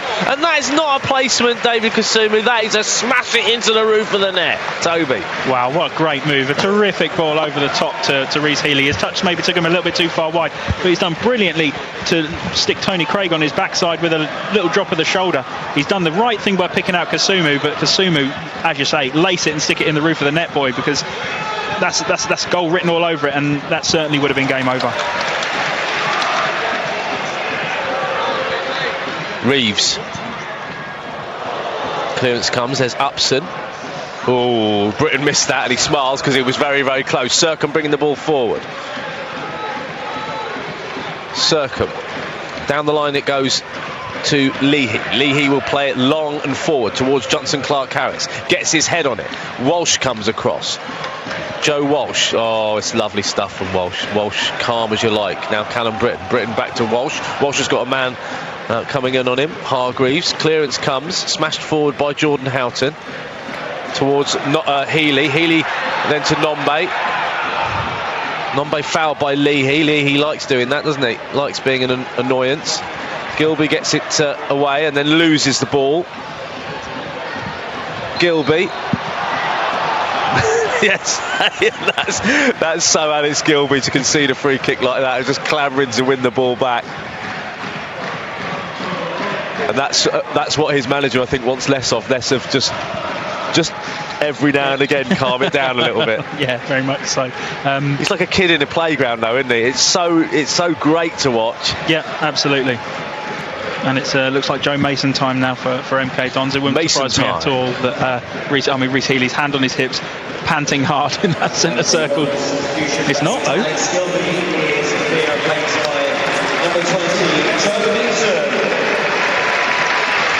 Do you know what? I think Russell Martin just senses goals. Yeah. I think he knows this game is won. I think he wants to see Nombe, Healey and Mason on the same pitch at the same time. Yeah, we've not seen it as yet, have we? He wants goals. We've not seen it as yet, the three up front. They all look at each other going, right, we don't know this, where are we playing? Hi, I'm Joe. Hi, I'm Rhys. Mason is playing at the tip of the diamond. Reeves has gone over to where Gilby was. Fascinating. Looking forward to talking to Russell Martin about this at some point. Hopefully it'll be later, if not in the pre-press for the Newport game. We'll just talk about this tactically. Up towards Mason. What have we got, Tobe? We've got 17 minutes plus added time. Dons, that's a foul throw. His feet were on the pitch and it was a foul throw, but they don't get given these days, do they? Leahy played the ball to Craig. Craig now to Kilgore. The keeper plays it upfield to Johnson Clark-Harris. Here's Houghton. Houghton just had a slightly mad moment and tried to play in Sam Nombe, who was about 12 yards offside. Houghton. How is Houghton winning the ball against Johnson Clark-Harris? I just think it's a confidence thing at the moment. He's playing with not an arrogance, but a belief that he's that player again.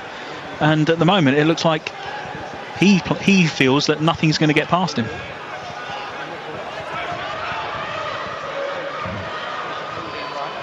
Oh, that's well played from Britton there. It was very tricky from Nichols, and it looks like he's just nipped in front there, Callum Britton, and seen the ball safely out for a goal kick. He's still not been the player that everybody has expected him to be in this game, but I think a 7 rather than a 7.5.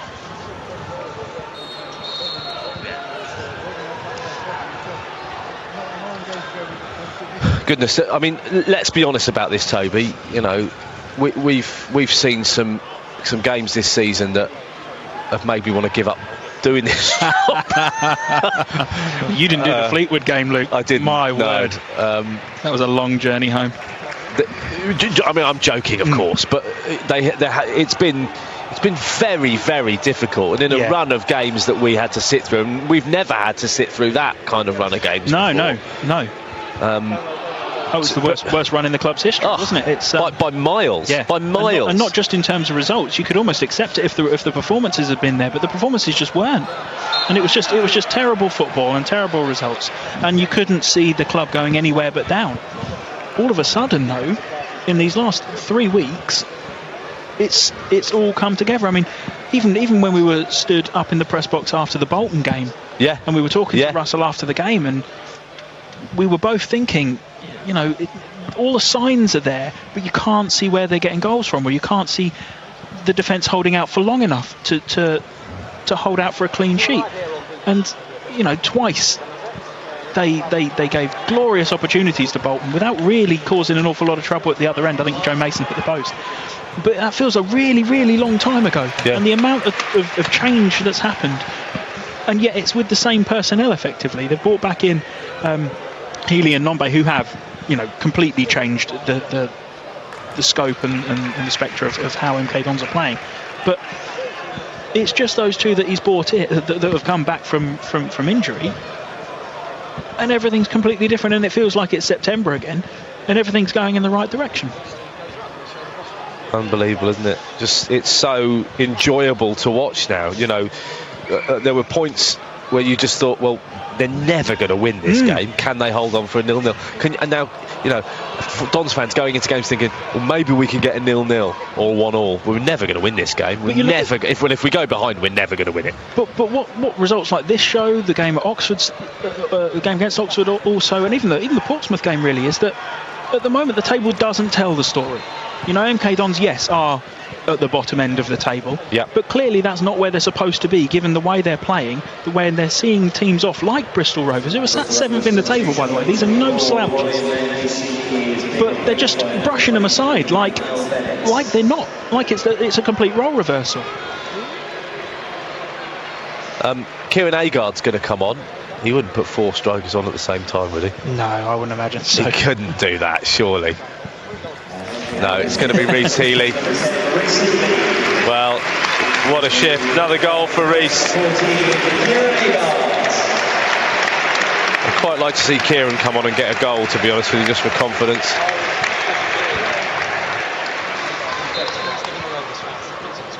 Well, he's giving all his strikers a run out, isn't he? Nice when you can do that. Yeah, very much so. 77, nearly 78 minutes played, 2-0. This game really should be done and dusted, but maybe now I'd just like to see a third goal just to make it comfortable. But they're playing with so much confidence. Clever from Kieran and Tony Craig. Kieran committed and Craig fouled him, and he knew he fouled him. And clever from Kieran. His first, well, he didn't touch it actually, but first action in the game is to win a free kick, and he did it very, very well. It's funny this, because I almost don't want to tempt fate, but it's been such an assured performance. Oh, Houghton to Reeves. Reeves will play it into the box. Nombe couldn't quite control that, and he puts his hand up and apologises to Ben Reeves. It was one of those that the first touch had to be perfect, because it hit with such pace to get through really some defending players. Nombe almost had to kill it and shoot, didn't he? Yeah, very much so. He didn't even touch it. Yeah, it was really fizzed in by Ben Reeves, and even the slightest hint of Sam Nombe being on his heels, which is what we saw, and that cost Nombe the opportunity. But it was a terrific ball, and the right sign as well. And that's massively important for MK Dons as well, is that everybody's on the same page and knows what everyone else is doing. For a long time we saw players putting those passes in, and there's nobody there, or the idea is right but the other person hasn't read it well, and it seems like at the moment they're all on the same page, and Nombe knew that ball was going to come in from Reeves. He just couldn't quite get on the end of it. A lot of niggly fouls going on now. I think they've lost their heads. So do I. They're ready to pack up and go home with 10 minutes to go, and they're starting to leave some nasty tackles. The referee's just got to just brandish a couple of yellow cards. Yeah, definitely, and I think he's kept his powder dry so far, hasn't he, the referee? I don't think he's booked anybody as yet, but he does just, I think the next one I think the next one, Leahy or Nichols or one of the offenders, Craig, whoever is going to get. Yeah, Leahy's definitely in there. Got a rap sheet as long as my arm, I think. Free kick to MK Dons. Reeves with it. Reeves floats the ball in. Nombe's there. He jumps, but he was all over the back of the defender. Williams knew it was going to be given as a free kick. He'd already started to make his way back. Bolton 2, Burton 3. Accrington 0, Rochdale 2. AFC Wimbledon 1, Southend 0. I mean, I suppose Southend being pushed even further down is a good thing, but I think I'd have probably preferred Southend to win that one. Doncaster 1, Oxford 0. Fleetwood 1, Sunderland 0. Gillingham 0, Portsmouth 1. Lincoln City 1, Peterborough 1.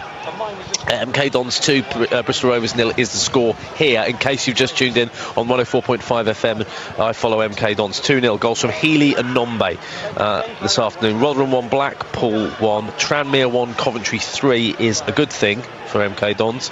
Means they're out of the relegation zone. And Wycombe 1, Ipswich 1 in our commentary on 98 FM. And elsewhere, Northampton 0, Stevenage 0. And in the Premier League, Watford lead Wolves by 2 goals to 1. Earlier today, Luton got beaten by Millwall by 3 goals to 1.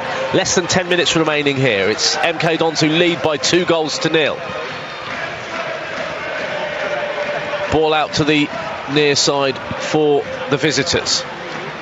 Looking to get a lifeline in this game. Can they get one? Low shot driven in by Kyle Bennett. Substitute in this second half. Bennett over to the far side. Rodman inside the area. This is dangerous. And Lewington's there, strong, committed, stayed on his feet, but gave away a corner. 8.5 minutes remaining, Toby. I don't think a goal in the final stages would make me a bit nervous, would it you? Yeah, very much so. Just because there's still that fragility about MK Dons, isn't there, in that final 10 minutes, especially when games get tight. Here comes the corner, left-footed delivery to the near post, flicked header on all the way to the far. Oh, that's brilliant. Craig was coming in, and the player who got it off the line and gets a massive hug was Steen Lewington.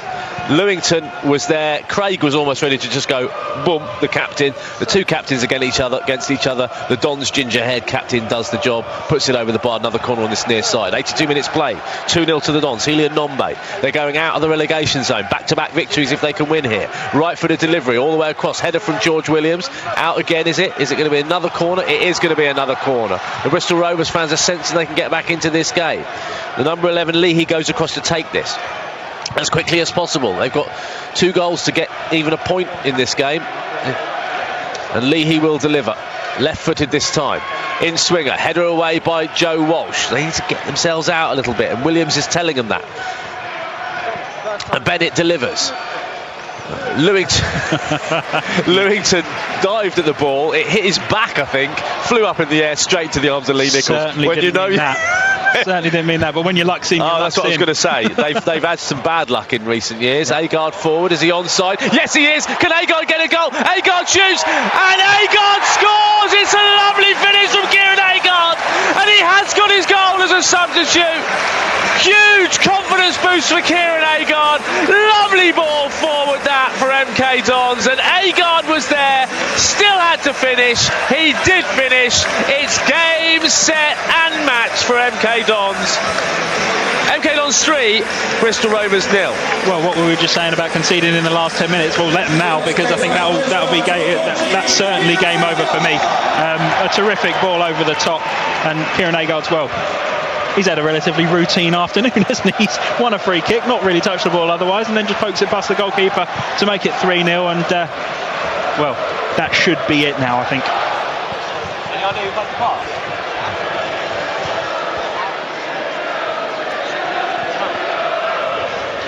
Well, it was Houghton who made the pass, and if Houghton does not win man of the match in this game, for me... Yeah, well, he's definitely my man of the match.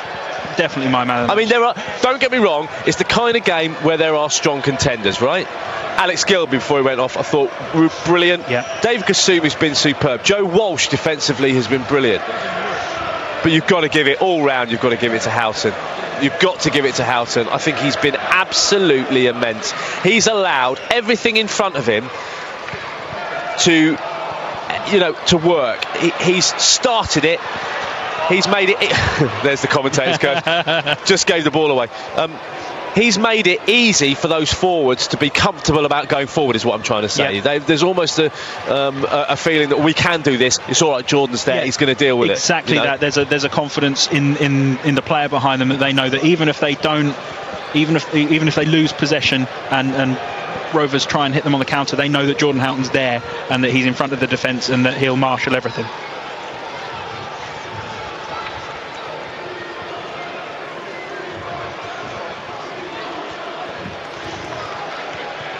Is somebody singing "We Are Going Up"?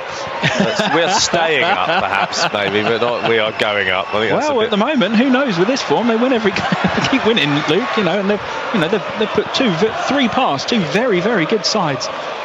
And of course, I am joking. I don't think they're going to be going up this season. But at the moment, if they're sticking 3 past every side that they come up against, particularly at home, not many teams are going to fancy coming here in the next few weeks. 3-0. 3-1 against Portsmouth. Now 3-0 up against Bristol Rovers. Chip ball towards Mason. Mason tries to head it infield. 4 minutes remaining in this game.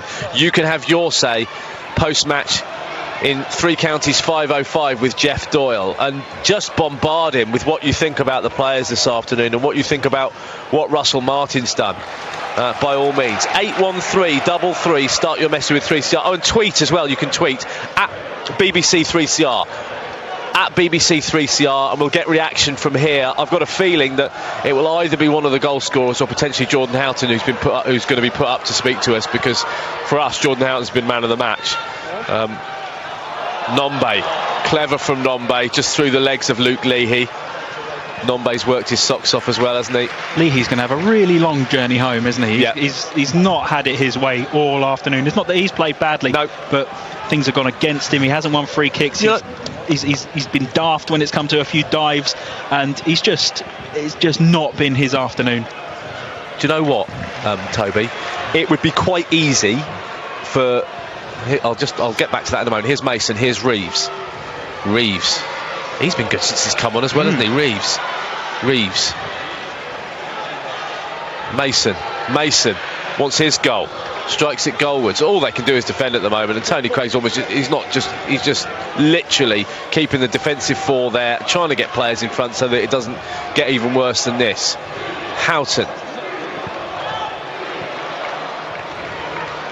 So pleased that Jordan Houghton's had this game. Yeah, he needed it desperately, didn't he? Look at that to Mason. What a ball for Mason. Mason's onside. Goodness me, can he play any better?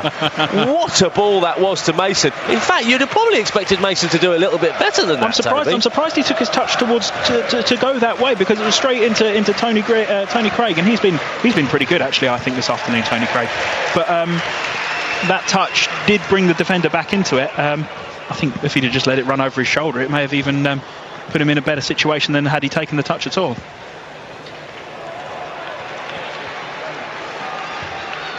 Well, we'll hear from Russell Martin what he thinks, but as I said, I do hope that you'll get in touch and have your say with Jeff.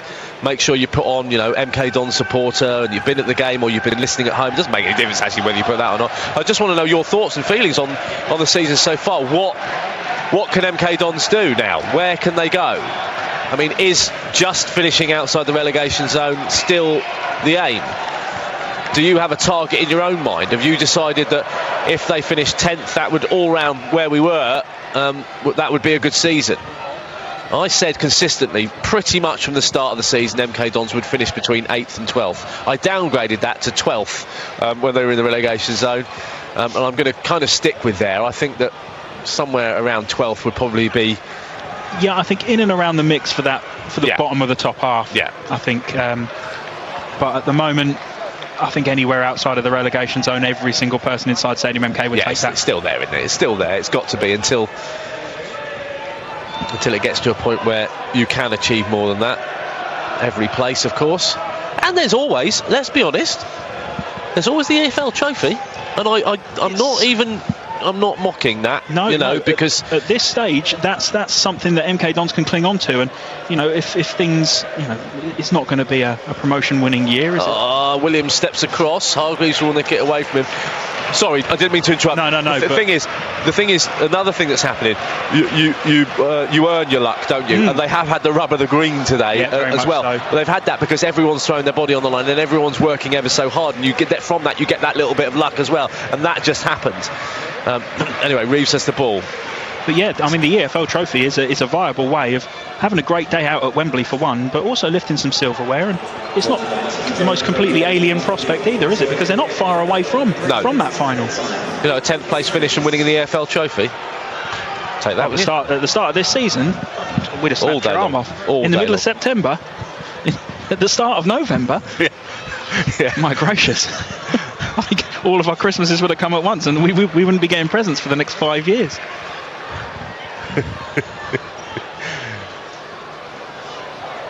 Here's Williams. Sorry, I didn't even see how much added time there was. There was 3 minutes. 3 minutes. Too busy chatting away to you. Lincoln have gone 2-1 up against Peterborough. Here come MK Dons. Nombe still going to Reeves. Reeves inside the area. Reeves, was he brought down? No, he wasn't, because the ball was won. Here's Britton. Britton back to Kasumu. One more goal. Come on, make it convincing. I mean, it is convincing, but one more goal. Love to see Mason now get on the score sheet, or Houghton from outside the area, 40-yard blaster. He's got previous. He has. Mansfield away. Oh, what a goal that was. Yeah, that's not bad for me remembering stuff like that. I think that's the coldest you and I have ever been at football as well. Cold and wet. Yep. Agard offside. Oh, he's terrible for that, is Kieran Agard, isn't he? He's so frustrating. He really does play on that edge, doesn't he?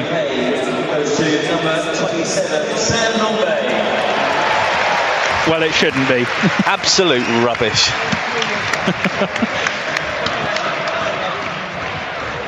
Jordan Houghton's the man of the match by miles. But it's one of those sponsors' decisions.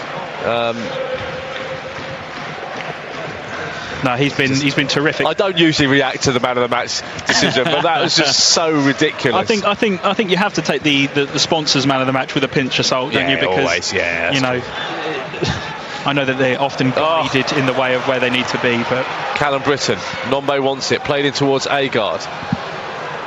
Yeah, no, absolutely. Maybe they should have a sponsors' man of the match and a real footballer supporters man of the match. I'm joking. For any sponsors, collar me. I'm joking. Tranmere 1, Coventry 4 is a scoreline, which is very nice indeed. That helps with the goal difference as well. In fact, a huge swing in goal difference now, isn't there? Huge, after that, which is good. Lincoln beating Peterborough, Gillingham 1, Portsmouth 1, Fleetwood 1, Sunderland 1, Doncaster still beating Oxford, Bolton 3, Burton 4. Southend have equalised against AFC Wimbledon. Oh wow. AFC Wimbledon 1, Southend 1. That's decent. I don't know whether does that take us above AFC. I'll have a little look. I'm not sure. But it doesn't. Level on points. There's the full-time whistle. A cracking afternoon. Happy New Year and welcome to 2020. A convincing victory for MK Dons. They've won by 3-0. Toby, what a great way to start this year. Well, it was pretty emphatic, wasn't it? It was never really in doubt. It felt like from the very first whistle that MK Dons were in total control of this one. We were slightly nervous that they had only taken a 1-goal lead in at the break, but second half, Rovers rallied a little bit. Never really put Lee Nichols under any pressure, I didn't think, in that second period, but 2 goals come at good times as well, didn't they? The one on the hour mark really stifled what Bristol Rovers were doing at the start of the half, and then just as they were beginning to get up a little bit of a head of steam in that last 10 minutes, Kieran Agard's goal with about 7 minutes to go put the icing on the cake. 3 goals again at home. If they can replicate the form away from home, then it's going to be, it should be a relatively safe end of the season now. 3 cracking goals and very happy MK Dons supporters leaving Stadium MK. That's back-to-back wins, 6 goals scored, 1 conceded, and they're out of the relegation zone.